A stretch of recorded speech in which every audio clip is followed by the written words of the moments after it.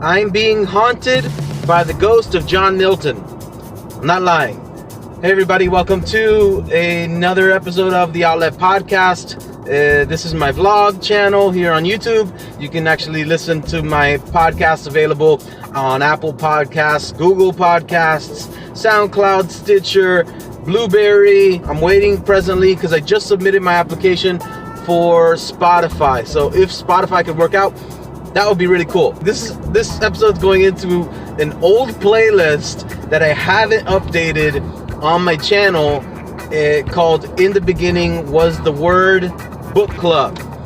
I have a book club. I started it. I might not have appreciated it as much as I should have, but since I'm already like chest deep in getting my English literature degree from the University of Central Florida, go Golden Knights, I thought that I should share with you the stuff that I've been reading, particularly this guy right here, Paradise Lost. It's a 16th century poem that is centered around the fall of Lucifer and the fall of man. This is a story that's found in the book of Genesis. It's a Christian story.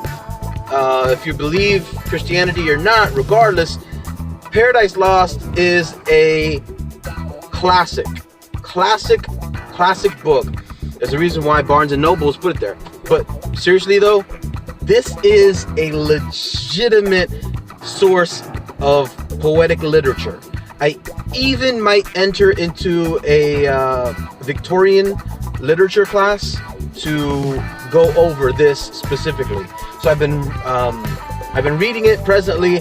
It's, if you could believe like Christian sci-fi, if that's a thing, that's what this might fall under. There's some creativity that he takes. Of course, Lucifer doesn't speak that much in the Bible, and his intentions are known in the Bible for vainglorious pride. However, here, John Milton enters into this dichotomy of good versus evil, the intentions of evil, because that evil was once in goodness. It's very interesting read, and I'm saying I'm haunted by the ghost of John Milton. Well, because everywhere I go, he's always there.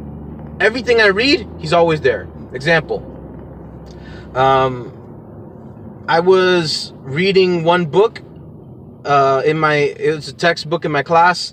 I'll give a properly represent it to you guys in this playlist. It's called What is English, in short, what is English and how can we know, I believe. And it is written by Tim Machen. Ask the question, well, what is English? Well, are you speaking English? Am I speaking English? Well, English, as Tim Machen describes it, he says it's like Heraclitus's a river of flux, that it's a constant stream that bends and curves and changes. It's a very profound river, but it's always in flux. It's always changing its shape. It could be a stream. It could go into a pond, but that pond can go and lead into some rapids. That is how English is. If you don't believe me, you haven't been listening to English. If you have, you can see that Ebonics, you can see that Spanglish, you can see that there are words like reckon that come up in slang. These are colloquialisms that Tim Machen talks about. And if one person, let's say there were a group of people who were to judge you based on your inability to speak English, well, they're wrong, because English is always in flux. It's always changing. I personally argue that the English that should be spoken, or that is the best definition or representation of the English lexicon, is that from the era of Jane Austen and Charles Dickens. That, I believe, is what pure, true English is. However, we don't speak in this this our motherland accent. We actually talk in an American way. Tim Machen talks about one of those authors, i.e. John Milton. Yeah, he mentions Paradise Lost, and he mentions the English that my boy here, Milton, uses. If you don't believe me, read the book, or I'll read it to you. The next part I found it was in the next book I'm actually reading is How to Read Literature Like a Professor, and I'm enjoying the book. It's really informing me. Problem is, though, he mentions John Milton as well. Everywhere I go, it seems that he's popping up. If you don't believe me, the third source is in The Immortal Hulk. It's a Marvel comic book, issue number 3. And I don't have the comic book with me, but it's quoted in the first page.